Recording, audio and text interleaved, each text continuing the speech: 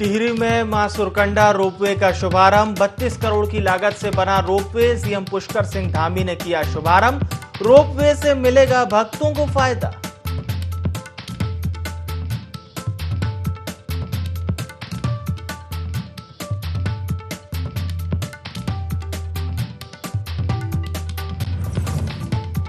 मसूरी में हुआ आभार एवं अभिनंदन समारोह। सीएम पुष्कर सिंह धामी हुए शामिल। पेयजल समस्याओं का समाधान निकालने की कही बात। नेपाल मूल के पूर्व सैनिकों की समस्याओं का मामला सीएम पुष्कर सिंह धामी ने दिया आश्वासन।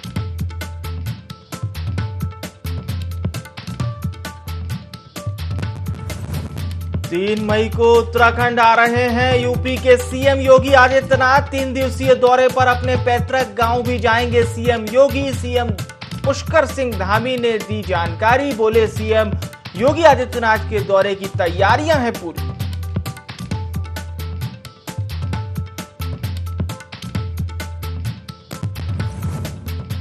3 मई को अक्षय तृतीया पर खुलेंगे गंगोत्री और यमुनोत्री के कपाट। 4 धाम यात्रा होगी शुरू। 4 धाम यात्रा को लेकर बोले सीएम धामी, यात्रा में इस बार टूटेंगे सभी रिकॉर्ड।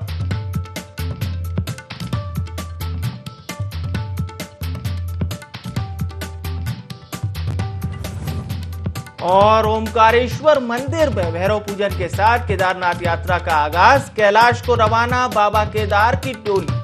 बाबा केदारनाथ की भक्ति में डूबकर नृत्य करते दिखे भक्त। 6 मई को भगवान केदारनाथ के खुलेंगे कपाट।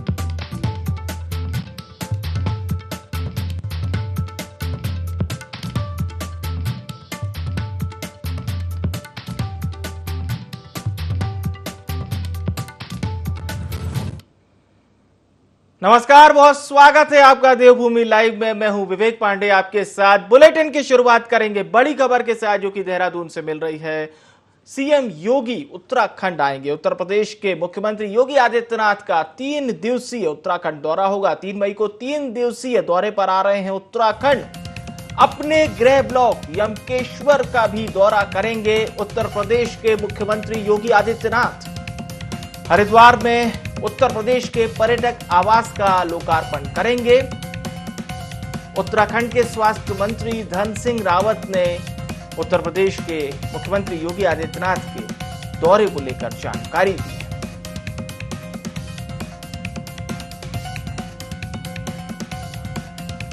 और देहरादून से हमारे साथ हमारे संवाददाता कैलाश जोशी जुड़ चुके हैं। जी कैलाश, कितना खास रहने वाला है योगी आदित्यनाथ का ये दौरा? बिल्कुल, देहरादून करें तो उत्तर प्रदेश के मुख्यमंत्री योगी आदित्यनाथ 3 मई को अपने 3 दिवसीय दौरे पर उत्तराखंड आ रहे हैं। इस दौरान योगी आदित्यनाथ का जो प्रोग्राम है वो अपने गृह जनपद यमकेश्वर में जाएंगे।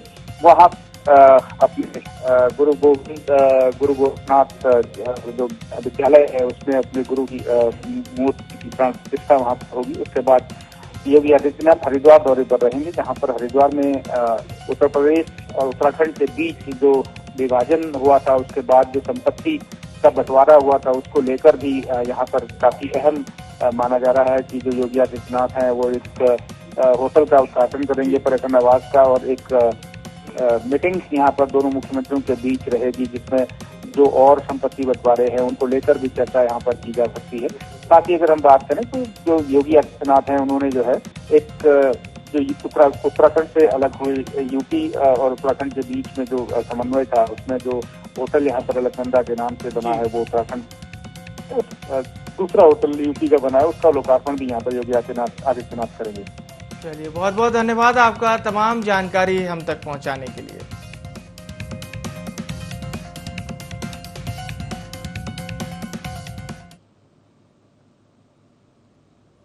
और चलिए अब रुक करेंगे खबरों की ओर। उत्तर प्रदेश के मुख्यमंत्री योगी आदित्यनाथ के उत्तराखंड दौरे को लेकर मुख्यमंत्री पुष्कर सिंह धामी ने कहा कि योगी आदित्यनाथ के 2 कार्यक्रम प्रस्तावित हुए हैं, जिनमें उत्तराखंड परिसंपत्ति बंटवारे में सहमति के आधार पर कुछ संपत्ति का हैंडओवर होना है। साथ ही सीएम धामी ने कहा कि योगी आदित्यनाथ अपने पैतृक गांव भी जाएंगे, जिसकी तैयारियां पूरी कर ली गई हैं। आपको बता दें कि उत्तर प्रदेश के मुख्यमंत्री योगी आदित्यनाथ 3 मई को अपने 3 दिवसीय दौरे पर उत्तराखंड आ रहे हैं। जिसमें योगी आदित्यनाथ अपने गृह जनपद पौड़ी के यमकेश्वर ब्लॉक का भी दौरा करेंगे। इसके साथ ही साथ योगी आदित्यनाथ हरिद्वार में उत्तर प्रदेश के पर्यटन आवास का भी लोकार्पण करेंगे।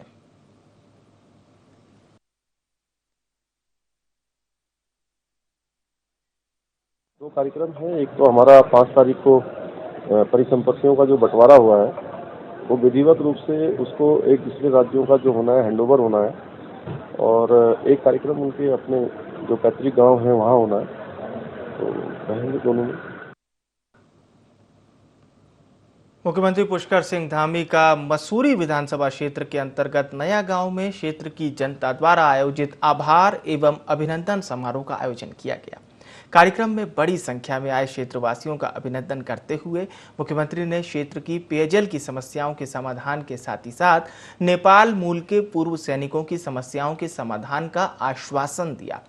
मुख्यमंत्री पुष्कर सिंह धामी ने कहा कि प्रधानमंत्री नरेंद्र मोदी के नेतृत्व में प्रदेश की जनता ने इस बार चुनाव में इतिहास बनाया है, सरकार बदलने के मिथक को तोड़ा है। उन्होंने कहा कि प्रदेश के विकास के लिए हमने जो भी वादे किए हैं उन्हें पूर्ण करने का हमारा प्रयास निरंतर जारी है। प्रधानमंत्री नरेंद्र मोदी के कुशल मार्गदर्शन में हम प्रदेश को देश के अग्रणी राज्यों में शामिल करने के लिए प्रयासरत हैं।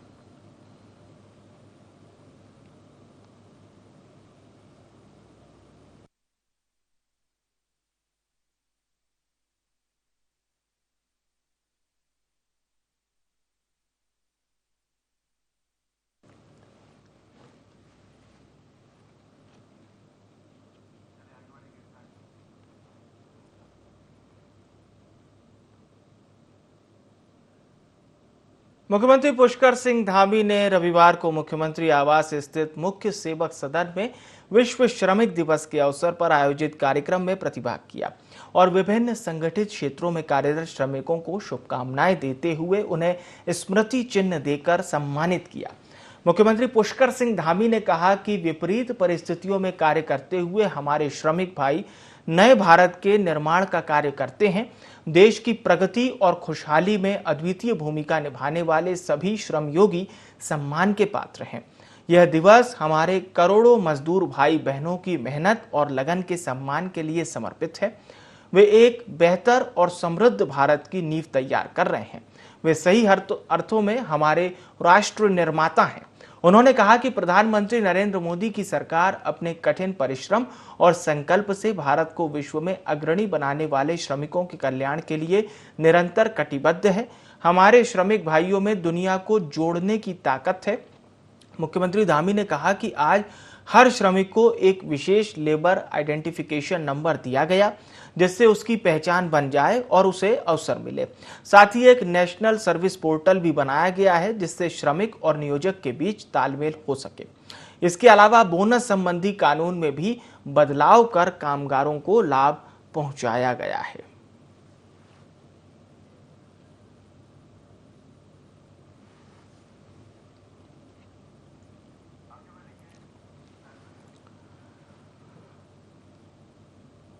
अंतर्राष्ट्रीय मजदूर दिवस पर लाल कुआं के सेंचुरी पेपर मिल के मुख्य द्वार पर century pulp and workers union ने एक जनसभा को संबोधित किया।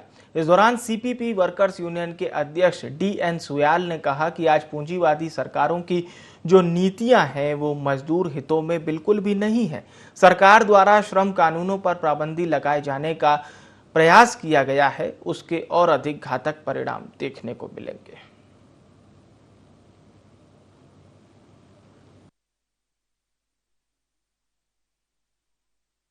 पिछले लंबे समय से स्थिति मजदूरों की खराब हो रही है। आज सेंचुरी के स्तर पे लगभग 10,000 श्रमिक काम करते हैं, जिसमें स्थायी भी कर्मचारी हैं, कैजुअल कर्मचारी हैं और स्थायी कर्मचारी हैं। तो लगभग 2 साल बाद ये प्रोग्राम जो है किस प्लेटफॉर्म पे शुरू हुआ है कि अंतर्राष्ट्रीय मजदूर दिवस को हम इस तरह पे मनाएंगे। तो आज यूनियन के सामने भी ये एक सवाल है कि वो कैसे अपने आप को एकजुट करके मजदूरों के संघर्षों को, मजदूरों की लड़ाइयों को, मजदूरों के आने वाले कल को कैसे ले जाते हैं। ये उनके लिए बिल्कुल अहम सवाल है। इस सरकार ने जो श्रम कानूनों को सीमित करने की, उन पर पाबंदी लगाने की कोशिश की है, वो और अधिक घातक आने वाले समय में होने वाला है, क्योंकि श्रमिकों को संघर्ष और वार्ता के अतिरिक्त कोई प्लेटफॉर्म ऐसा नहीं मिलेगा जहां वो अपनी बात को थर्ड पार्टी के समक्ष रख सके और वहां उसका उन्हें न्यायोचित समाधान मिल सके। चंपावत उपचुनाव को लेकर कांग्रेस और बीजेपी के अपने अपने दावे हैं तो अपने अपने वादे हैं। जहां कांग्रेस इस सीट पर सीएम को हराने की बात कह रही है तो वहीं बीजेपी का दावा है कि इस सीट से अगर राहुल गांधी भी उपचुनाव में उतरते हैं तो उनकी भी जमानत जब्त होना निश्चित है। देखिए रिपोर्ट। चंपावत उपचुनाव के लिए कांग्रेस ने अपनी कमर कस ली है। कांग्रेस इस सीट पर खटीमा की तरह सीएम को हराने की बात कर रही है। कांग्रेस का कहना है कि जैसे हमने खटीमा में मुख्यमंत्री को चुनाव में हराया, उसी तरह चंपावत में भी दोबारा कांग्रेस इतिहास रचेगी। इसके साथ ही साथ कांग्रेस ने प्रदेश में बीजेपी सरकार के कार्यकाल को निराशाजनक बताते हुए कहा कि अगर सरकार अपने कामकाज को नहीं सुधारती है तो जल्द ही कांग्रेस सड़कों पर उतरकर प्रदर्शन करेगी। हम बहुत बेहतरीन तरीके से खटीमा दोहराएंगे। खटीमा जैसा भुवन कापड़ी एक प्रत्याशी देंगे कि जो उस चेहरे को, जो उनका मुख्यमंत्री का चेहरा था, उसको वहाँ खटीमा में हारा है, तो अब फिर चेहरे को नहीं बल्कि मुख्यमंत्री को हराने का काम चंपावत में करेंगे। वहीं दूसरी ओर बीजेपी ने भी कांग्रेस को पूरी तरह से टक्कर देने का मन बना लिया है। बीजेपी की माने तो कांग्रेस दिन में भी सपने देख रही है, लेकिन कांग्रेस के सपने चंपावत में कभी साकार नहीं होंगे, क्योंकि भुवन कापड़ी की जगह अगर राहुल गांधी भी वहां से उपचुनाव लड़ लें तो उनकी भी जमानत जब्त होनी तय है। कि अगर कांग्रेस कह रही है कि वो भुवन कापड़ी जैसे किसी कैंडिडेट को ला रहे तो भुवन कापड़ी को भी ले आओ। हम कौन सा डर रहे हैं? जमानत जब्त ना कराई तो भारतीय जनता पार्टी के कार्यकर्ता नहीं। जिस युवा चेहरे के नेतृत्व में हमने प्रदेश जीता है, आज वो युवाओं की पहली पसंद बने हैं धामी। और हम ये कह सकते हैं कि अब आने वाला दशक उत्तराखंड का है, आने वाला दशक धामी का है। दम हो तो जितना बड़े से बड़ा नेता कांग्रेस लड़ाना चाहे, राहुल गांधी को लड़ाना चाहे तो ले आए। हम स्वागत करते हैं। कांग्रेस की गलतफहमी को दूर करने के लिए हम तैयार बैठे हैं। बहरहाल चंपावत चुनाव में कौन किसको मात देगा ये तो आने वाला वक्त ही बताएगा। कांग्रेस चंपावत में इतिहास दोहराने की बात भले ही कर रही हो, लेकिन कांग्रेस के लिए उतना आसान नहीं, क्योंकि भारतीय जनता पार्टी को हराना किसी चुनौती से कम नहीं होगा, क्योंकि खुद मुख्यमंत्री यहाँ से उपचुनाव लड़ रहे हैं। और सबसे बड़ी बात यह है कि कांग्रेस को बीजेपी साफ तौर पर यह चुनौती दे रही है कि भुवन कापड़ी ही नहीं बल्कि अगर वो राहुल गांधी को भी यहाँ से उतारते हैं तो उनकी भी जमानत जब्त होनी तय है। कैमरा पर्सन मयूर के साथ IND24 के लिए देहरादून से कैलाश बिष्ट। टिहरी के धनौल्टी में पर्यटन विभाग द्वारा 32 करोड़ की लागत से बनाए गए कद्दू खाल सुरकंडा देवी मंदिर रोपवे का प्रदेश के मुख्यमंत्री पुष्कर सिंह धामी ने शुभारंभ किया। इस मौके पर पर्यटन मंत्री सतपाल महाराज, धनौल्टी विधायक प्रीतम सिंह पवार और टिहरी विधायक किशोर उपाध्याय भी मौजूद रहे। सीएम पुष्कर सिंह धामी रोपवे से सुरकंडा मंदिर पहुंचे और सिद्धपीठ सुरकंडा देवी मंदिर में एक विशेष पूजा अर्चना की। उन्होंने कहा, सुरकंडा देवी मंदिर रोपवे से दूर दराज से आने वाले भक्तों को बहुत फायदा मिलेगा।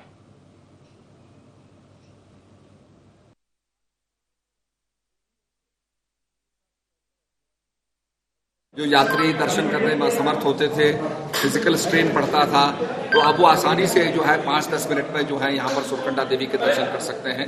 ऐसे ही जो हमारी चोटियों पर जो हमारे मंदिर बने हुए हैं वहाँ पहुँच सकते हैं, तो अच्छी योजना है। और ऐसे विदेशों के अंदर आपको रोपवेज मिलेंगे, तो आज यहाँ उसको एक इम्प्लीकेट किया गया है, यहाँ पर बनाया गया है, तो इससे बड़ा लाभ मिलेगा यात्रियों को। और हम चाहते हैं कि 4 धाम यात्रा के बाद यात्री जो है अपने आप को डाइवर्सिफाई करें और हमारे जो शाक्त सर्किट, वैष्णव सर्किट और भगवती का सर्किट और शंकर भगवान के सर्किट बनाए हैं, उन सर्किटों में जाकर के और भी यात्रा करें। हम हर संभव प्रयास कर रहे हैं, चाहे हमारा बाबा केदार का प्रांगण हो, चाहे बाबा बद्रीश का प्रांगण हो, वहाँ पर नव निर्माण हो रहा है, पुनर्निर्माण हो रहा है, रोपवे हो, कार केबिल हो।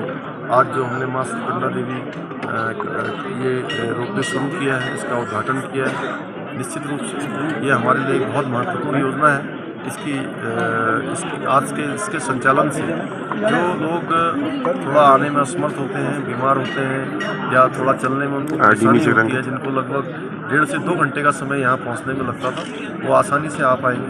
ये हमारा धार्मिक पर्यटन हो, चाहे तीर्थाटन हो, उन सभी क्षेत्रों में हमारा राज्य आगे बढ़े, उसके लिए हम लगातार संकल्पबद्ध हैं, उसको आगे बढ़ाएं। उत्तराखंड में चारधाम यात्रा को लेकर राजनीति गरमाई हुई है। टिहरी दौरे पर पहुंचे पीसीसी चीफ करण माहरा ने यात्रा को लेकर सरकार पर जमकर निशाना साधा। करण माहरा ने कहा कि यात्रा को लेकर सरकार हवाई दावे कर रही है। चारधाम यात्रा के रूट पर पीने के पानी की व्यवस्था नहीं है, पार्किंग का कोई इंतजाम नहीं है।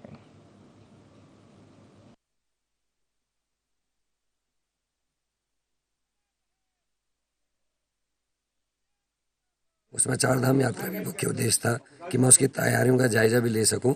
जगह जगह जहां जो आपदा के टाइम में जो सड़कें टूटी थी, जो आज से 9 महीने पहले पत्थर गिरे थे, वैसे ही हैं सड़कें अपनी जगह पर टूटी हैं। और जैसे पार्किंग की बहुत सुविधा नहीं कहीं देखने को मिल रही है, जगह जगह जाम लग रहे हैं। पानी की व्यवस्था, जहाँ रुकने की व्यवस्था, वहाँ पानी वहाँ के आम नागरिकों को नहीं मिल रहा, तो जो आने वाले जो हमारे यात्री हैं उनके लिए पानी की व्यवस्था कैसे होगी, ये सब चिंता के विषय हैं।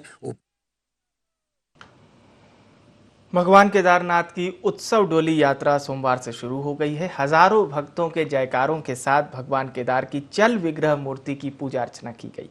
स्थानीय परंपरा के अनुसार ओमकारेश्वर मंदिर ऊखी मठ से केदारधाम के लिए प्रस्थान कर दिया गया।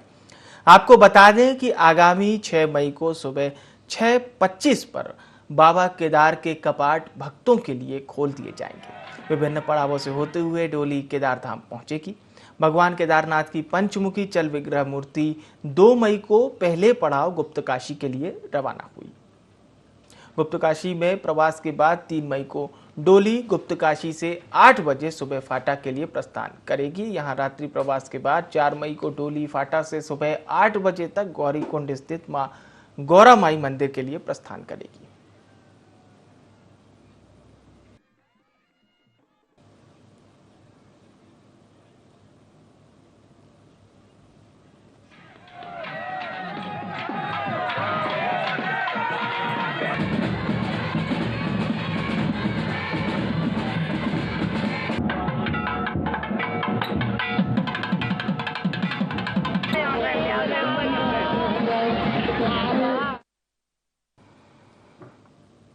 भगवान केदारनाथ के शीतकालीन गद्दी स्थल ओमकारेश्वर मंदिर में केदारपुरी के क्षेत्र रक्षक भैरव पूजन के साथ केदारनाथ का आगाज हो गया है।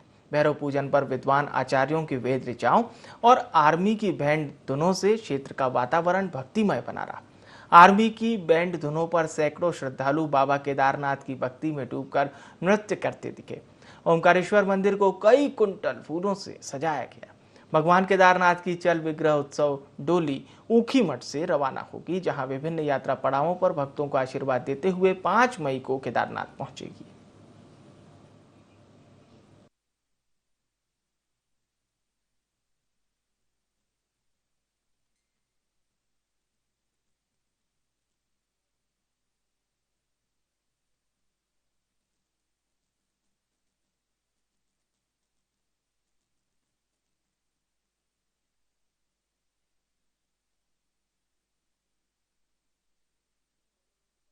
केदारनाथ और भैरवनाथ का एक विशेष संबंध है, क्योंकि पूरी जिम्मेदारी शिवजी ने, केदारनाथ ने भैरवनाथ को सौंपा है। भैरवनाथ यहाँ रहकर पूरा क्षेत्र का भ्रमण करते हुए हाथ में दंड लेकर वो शासन करते हैं।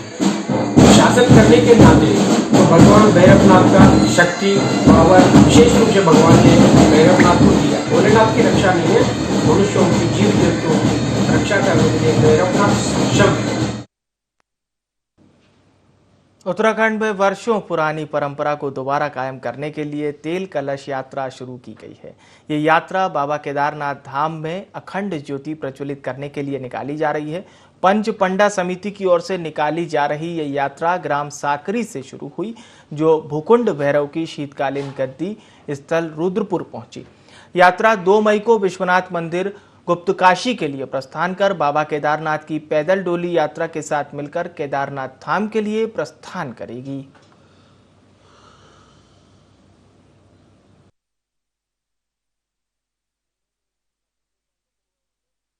गाड़ू गलस जो है ये हमारी अति प्राचीन परंपरा है, इसको जो है पुनर्जीवित किया गया है।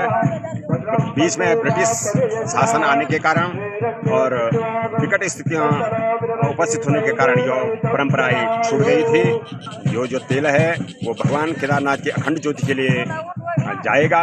भगवान श्री केदारनाथ आशुतोष अपने धाम के लिए गमन की प्रक्रिया प्रारंभ हो चुकी है। कल सुबह भगवान श्री केदारनाथ जी की डोली ओंकारेश्वर मंदिर उखीमठ से सुबह 9 बजे प्रस्थान करेगी और यहाँ से गाड़ू घड़ा करीब 9 बजे गुप्तकाशी मंदिर भगवान विश्वनाथ मंदिर के हेतु प्रस्थान करेगा।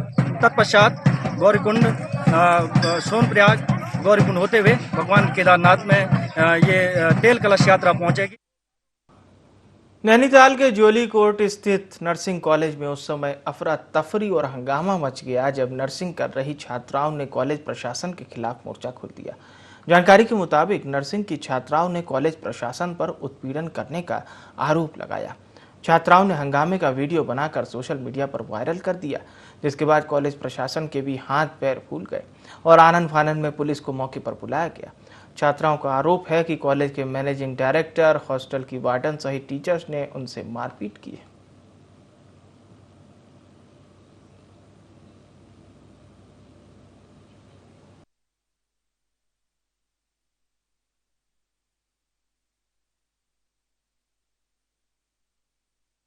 कॉलेज के जो एमडी हैं और वहाँ के जो टीचर हैं और वार्डन हैं उनके साथ उन्होंने छात्रों के साथ मारपीट करी है। तो हमारी मांग है सरकार से कि पुलिस प्रशासन से कि इस पूरे मामले की तहकीकात करी जाए, छानबीन की जाए और जो भी दोषी हैं उन पर सख्त सख्त कार्रवाई होनी चाहिए। किसी भी तरह से हॉस्टल में छात्रों के ऊपर जो अत्याचार किया जा रहा है, उनको कमरे बंद किया जा रहा है और जैसी खबरें सामने आ रही हैं कि उनको खाना नहीं दिया जा रहा है और जो उनका उत्पीड़न किया जा रहा है वो सरासर गलत है और इस पूरे मामले की जाँच होनी चाहिए, अन्यथा हम उग्र आंदोलन के बाद। टिहरी जिले के सुदूरवर्ती विकासखंड भिलंगना के धुमेटीधार इंटर कॉलेज में प्राथमिक स्तर की ब्लॉक स्तरीय सामान्य ज्ञान प्रतियोगिता का आयोजन किया गया। ये प्रतियोगिता ट्रस्ट ने शिक्षा विभाग से अनुमति के बाद आयोजित की, जिसमें इस शिक्षा विभाग का पूर्ण सहयोग रहा। 20 संकुलों के 1120 बच्चों ने प्रतियोगिता में हिस्सा लिया। प्रति संकुल से 2 मेधावी बच्चों का चयन कर 40 बच्चों की ब्लॉक स्तरीय प्रतियोगिता घुमेटीधार इंटर कॉलेज में आयोजित की गई।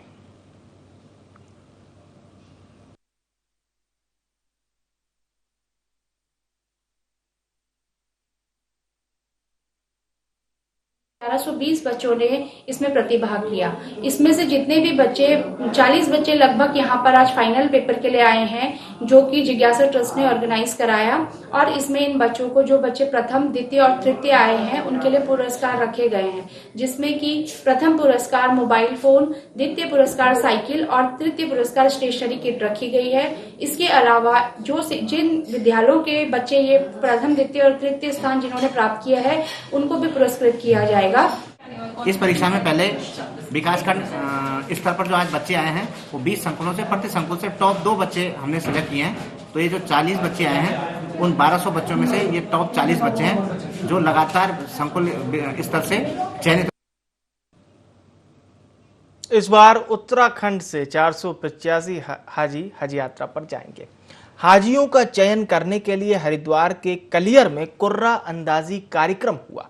हज हाउस सभागार में हुए इस कुर्रा अंदाजी में 707 आवेदन आए थे, जिसमें से 222 हज आवेदकों को वेटिंग पर रखा गया है। बता दें कि कोरोना की वजह से हज यात्रा निरस्त थी।